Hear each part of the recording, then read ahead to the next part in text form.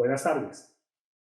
Muchísimas gracias para Educación Médica y el Departamento de Cirugía en darme este espacio y compartir con ustedes sobre algo que es nueva tecnología en la realización de uno de los procedimientos más comunes que nos llega a nosotros los cirujanos diariamente. La colecistectomía surge de una patología definitivamente muy común, que es la colelitiasis y sus complicaciones en los pacientes del diario vivir de los pacientes en cirugía, ya sea por urgencias o ya sea de una manera programada. Desen cuenta ustedes que la colelitiasis es tan común que abarca más o menos entre el 10 y el 15% de la población mundial de nuestro país y del mundo entero. Y la colecistectomía es en realidad un procedimiento tan común y más generoso tal vez en la cirugía programada, y el segundo después de la apendicectomía por laparoscopia o realmente por cirugía abierta también. Sin embargo, demuestra que definitivamente no solo en nuestro país es muy común, sino que en países como los Estados Unidos, donde se realizan alrededor de 750 procedimientos al año, y todos estos por laparoscopia, el 90%. Alrededor de esto es una tasa bastante importante.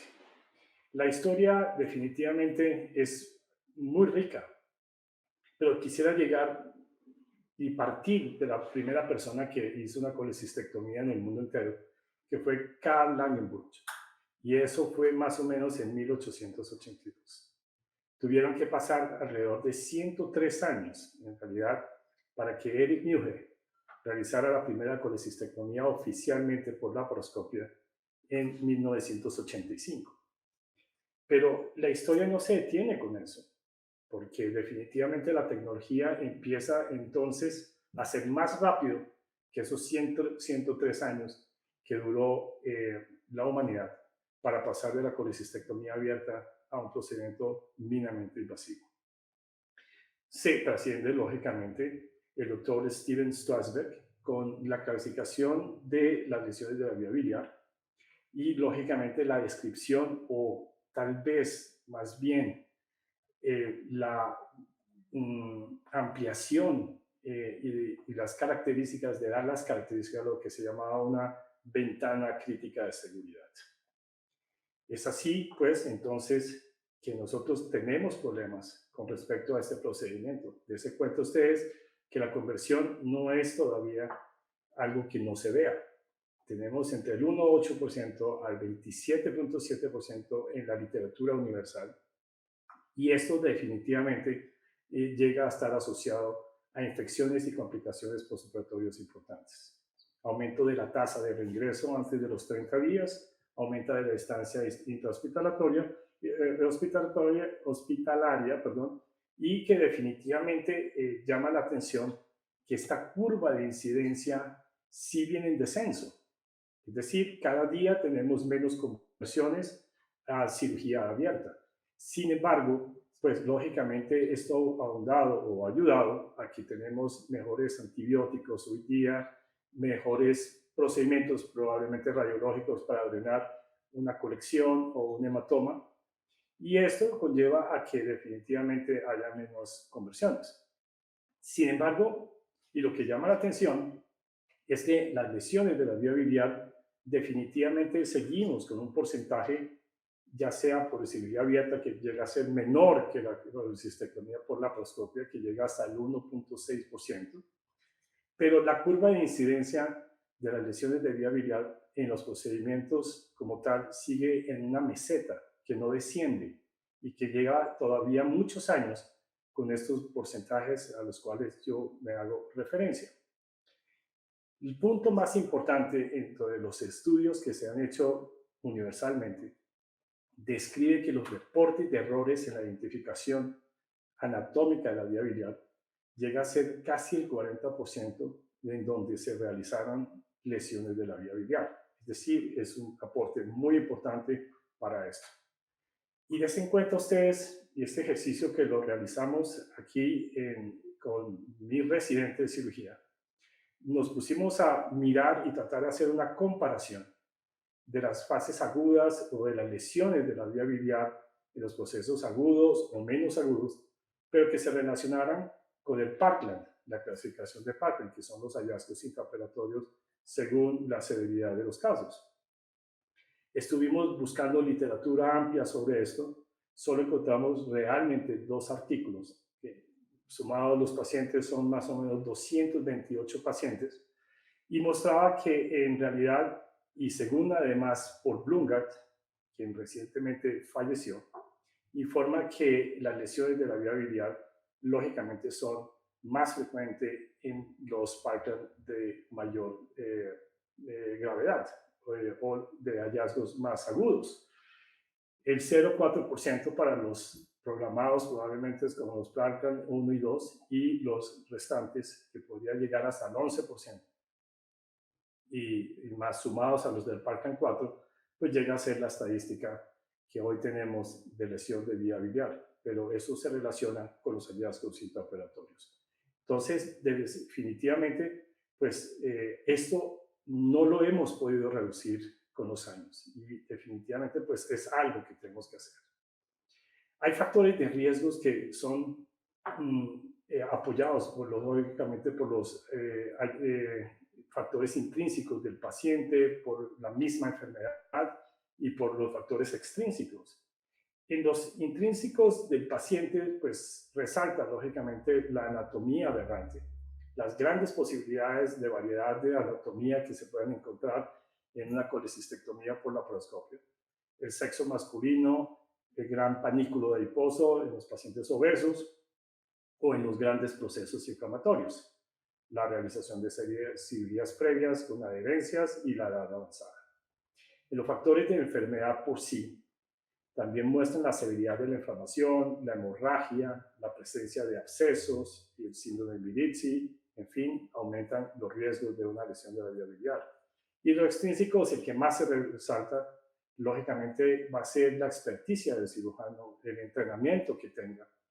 Y para esto, hoy día se hacen cada vez más cursos para realizar una cirugía de colecistectomía segura. Esto muy seguramente tiene que ayudar a mostrar una disminución de las lesiones de la vía biliar.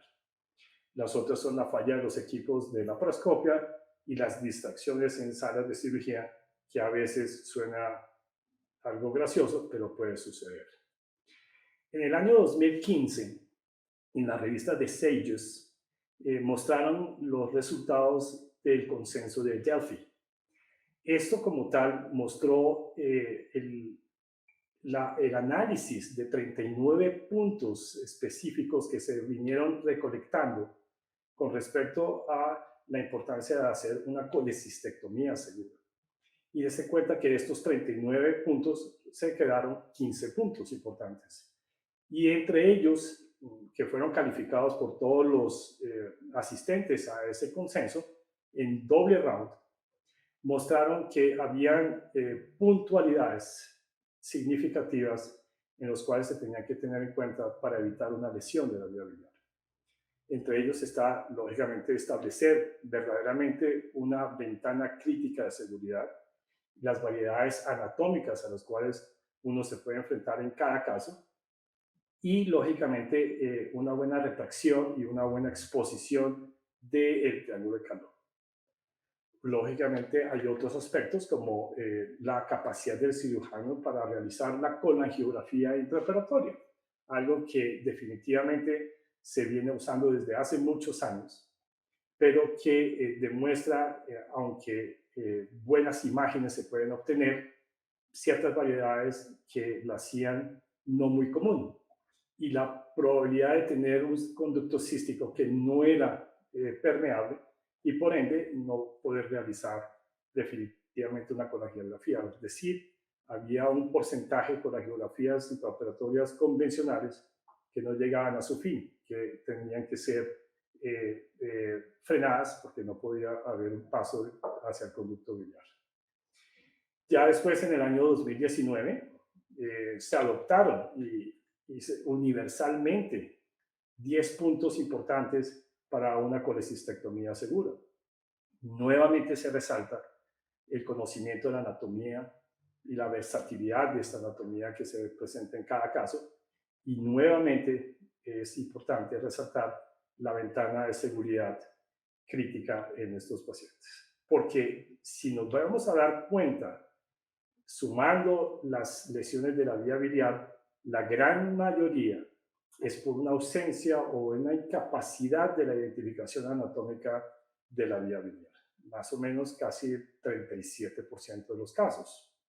Es así entonces cuando nosotros empezamos a utilizar los cirujanos en el mundo entero el vermindocianina, el cual no es nuevo. La vermindocianina tiene sus primeras experiencias después de la Segunda Guerra Mundial, en donde se utilizaba para medir el gasto cardíaco en los pacientes. La FDA más o menos en los años 50 la autoriza rutinariamente. Desafortunadamente en Colombia esta molécula no entra fácilmente. La tenemos, pero realmente no la tenemos como un fármaco común y corriente.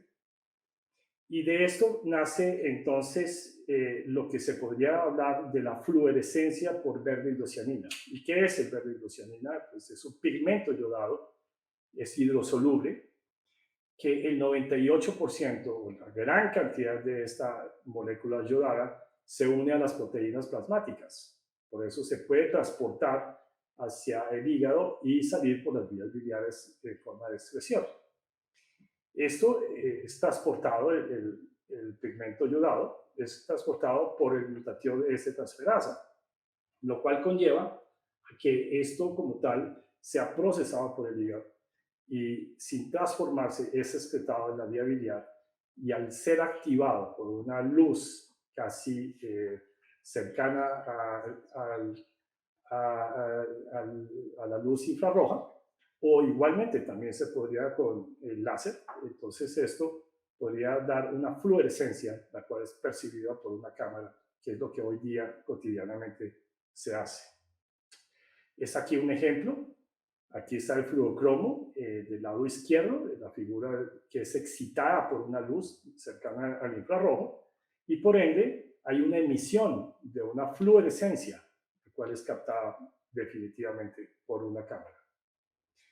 Repetidamente, aquí, lógicamente, el beneficio del vermindocianina es que se excreta por el árbol biliar y gracias a la luz casi infrarroja, pues lógicamente en unas ondas que son más o menos de 830 nanómetros, pues entonces vamos a obtener esa imagen que nos va a ayudar bastante como tal. Existe definitivamente comparativos entre la colangiografía convencional, la operatoria, y la de colangiografía realizada por el vermindocianina. Hay gran experiencia hoy día con la colangiografía intraoperatoria convencional. Es prácticamente un estándar que se ha venido utilizando desde muchos años atrás. Lógicamente, ha perdido la dinámica para que sea rutinariamente realizada.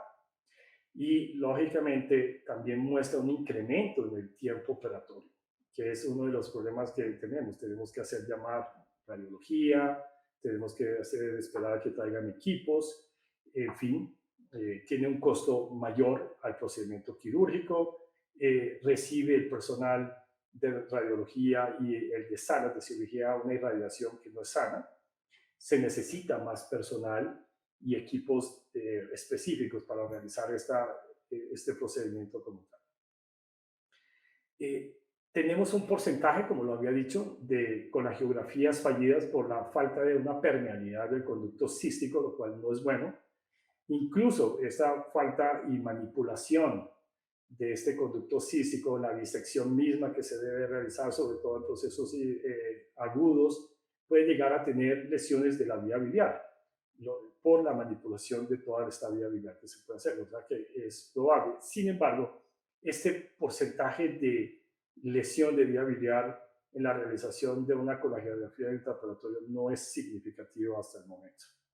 Exige mayor curva de entrenamiento, mientras otros procedimientos como el vermindocianina es más ágil en esto de interpretar con la geografía intraoperatoria, por lo menos los estudios dicen que se necesitan 75 procedimientos seguidos para que uno tome la educación pertinente para que sea bien entendido este concepto de la coronografía intraoperatoria. Hay alteraciones en la imagen, si ustedes se dan cuenta, según la dosis que usted pueda utilizar, si utiliza un medio de contraste más concentrado, puede ser que lo tenga. Si el paciente tiene obesidad, si el paciente tiene un proceso inflamatorio, hay variabilidad en la imagen, por lo que definitivamente no es claro interpretar esta anatomía como tal. Hay estudios como los de Wei y su grupo que mostraron que haciendo esta con la geografía podría llegar hasta un 80% casi de mala interpretación de la anatomía gracias a la colangiografía intraoperatoria por sus dificultades de no estandarizables como el medio yodado, la cantidad, el paciente, el índice de masa corporal, diríamos así, o también los procesos inflamatorios. Sí, ciertamente cuando se realiza en muy buenas condiciones, en los pacientes probablemente ideales, pues puede haber una mejor visión biliar intrahepática, ¿no? Esto es muy importante. Observa uno mejor el hepático derecho e izquierdo que en la coronografía por verde-glucianina. Esto como tal son las características de la colangio intraoperatoria convencional, pero si nosotros vemos los resultados y lo que tenemos hasta el día de hoy de la coronografía por verde-glucianina, vemos algunas mejores oportunidades de hacerlas con mayor facilidad, pues porque el verde-glucianina viene a ser un procedimiento de la colangiografía, un procedimiento seguro, es factible, es rápido y sobre todo es repetible. En tiempo real usted va a mantener una idea de la anatomía en todo momento del procedimiento quirúrgico, no en el momento solamente que se hace la colangiografía. No necesita equipos externos, todo está en el mismo equipo. No afecta el tiempo operatorio, que esto es muy importante, mientras los estudios demostraban más tiempo en la colangiografía intraoperatorio y teniendo las curvas de entrenamiento, lógicamente las personas que menos experiencia tenían en ella, pues ocupaban mucho más tiempo. Es no invasivo, como si se debe hacer en la coronografía convencional, mejor visualización de la vía biliar extrahepática, más que en la colangio intraoperatoria convencional, el conducto hepático común se ve en realidad mejor que en la colangiografía intraoperatoria convencional. Desafortunadamente, toda tecnología cuesta. Hasta ahora se está introduciendo en nuestro país, en el mundo entero ya la hay con mayor posibilidades, sin embargo, también no se está usando convencionalmente todavía.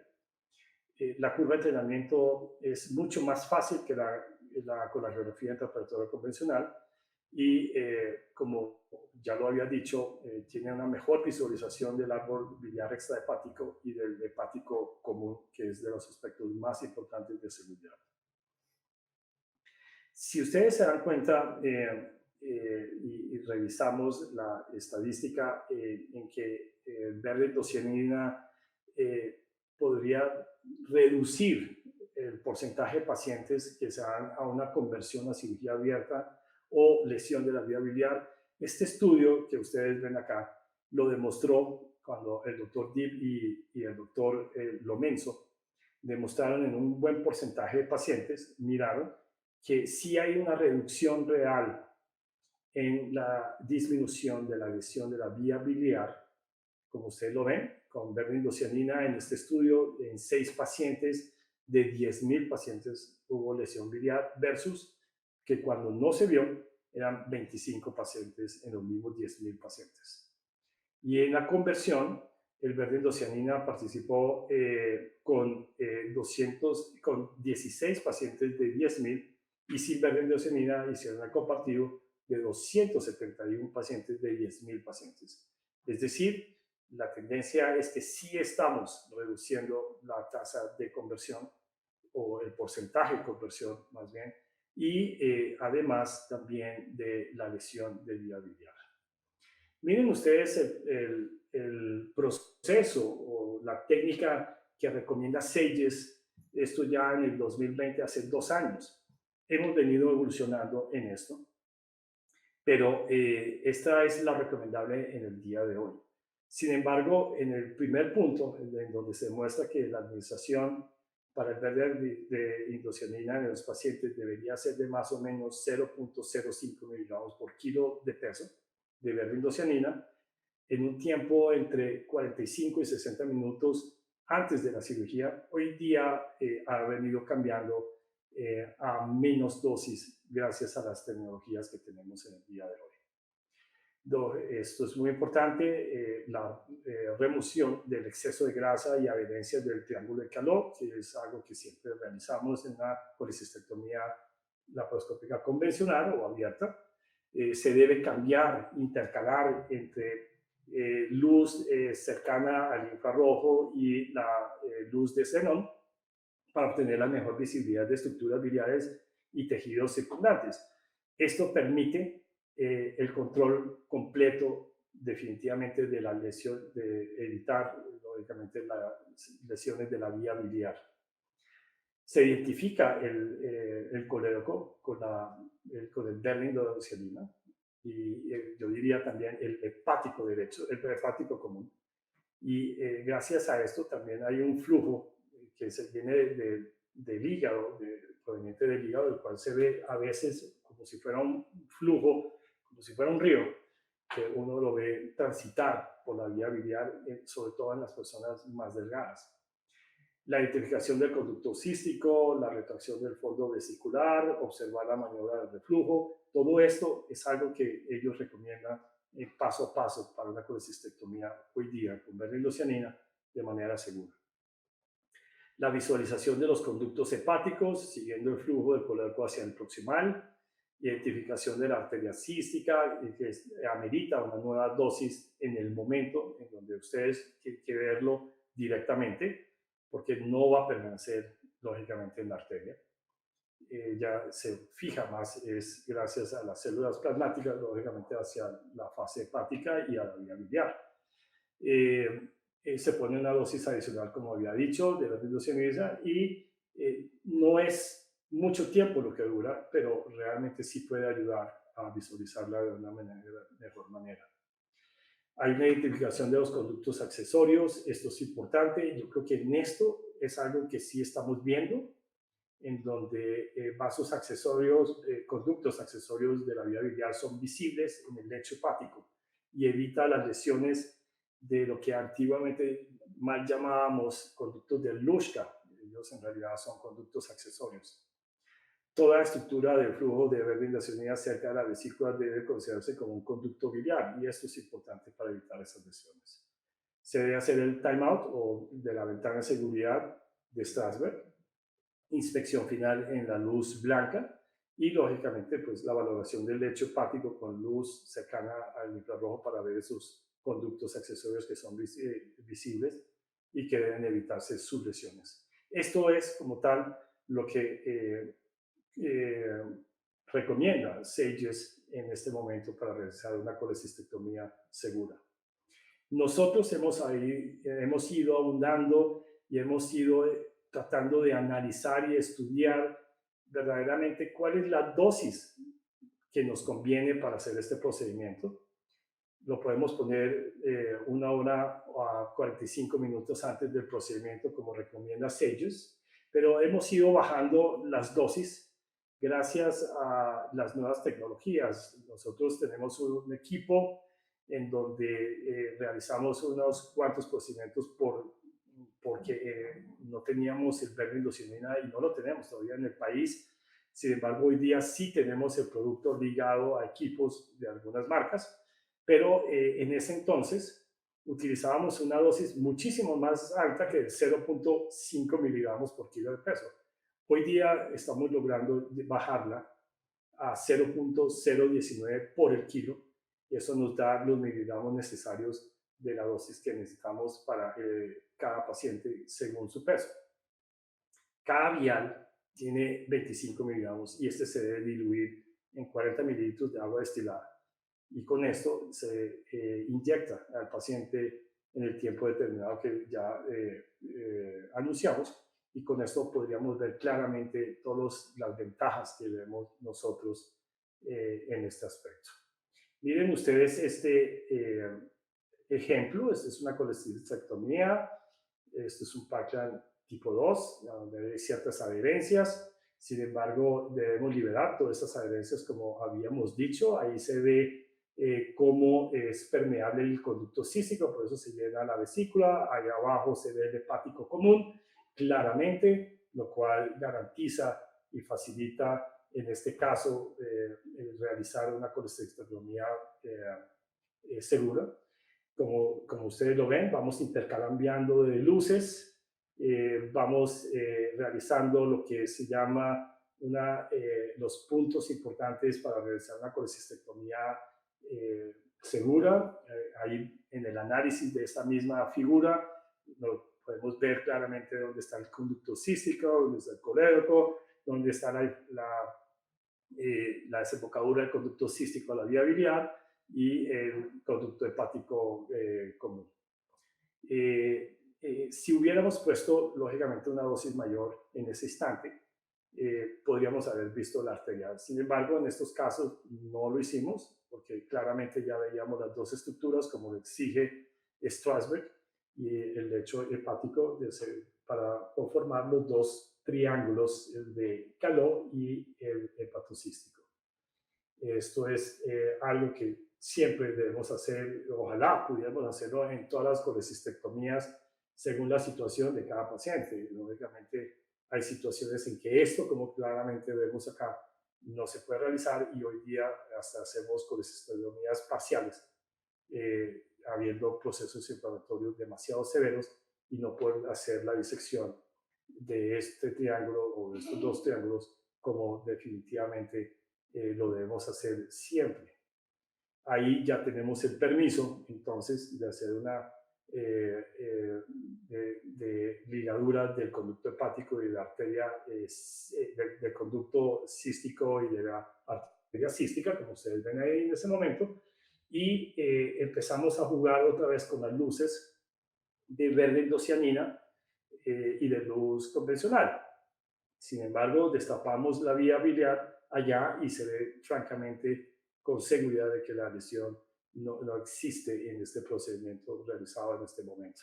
Seguimos con la disección de la vesícula, y el lecho hepático deberá ser también revisado constantemente para evitar las lesiones de los conductos accesorios que ya tenemos referencia en el estudio como tal. Ahí se ve una imagen, si ustedes la ven.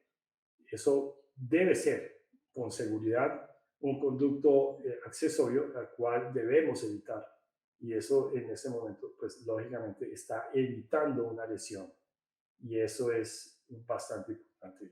Definitivamente, pues esto es un procedimiento que se hace para evitar lesiones, y debo pensar que esto en un futuro cercano hará que las lesiones de la vía biliar va a ir descendiendo acorde con la ayuda de este mapeo, porque logramos ver más allá de lo que convencionalmente se ve.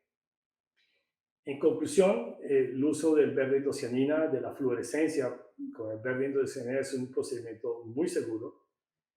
Provee una visualización del cístico, de la vía biliar común, de la unión del cístico con la vía biliar, y muy similar y comparativamente con la coronariografía intraoperatoria, lo cual da garantía de que, por ser tan fácilmente realizable en menos tiempo quirúrgico, pues lógicamente debe ser una gran ventaja. Provee mejor visualización del hepático común, como lo habíamos dicho. Es superior a la coronariografía intraoperatoria en términos de que no hay necesidad ni dificultad técnica en términos de canulación del conducto cístico. Sin embargo, la imagen que provee la coronariografía convencional todavía podría ser algo mejor. Como había dicho, la coronariografía con verde endocianina corresponde a una herramienta bastante útil en el día de hoy a realizar una colecistectomía, lo cual nos permite ver todos los conductos de manera importante, es más fácilmente visible el árbol biliar que lógicamente, y no está hecho además para ver los conductos intrahepáticos, no los va a ver uno con claridad y prácticamente con cero posibilidad de verlos. Está hecho es para ver definitivamente el árbol biliar externo, y lo cual nos da facilidad para evitar lesiones de este mismo. La corongiografía con veneno civil no representa un incremento en el tiempo operatorio, esto es muy importante.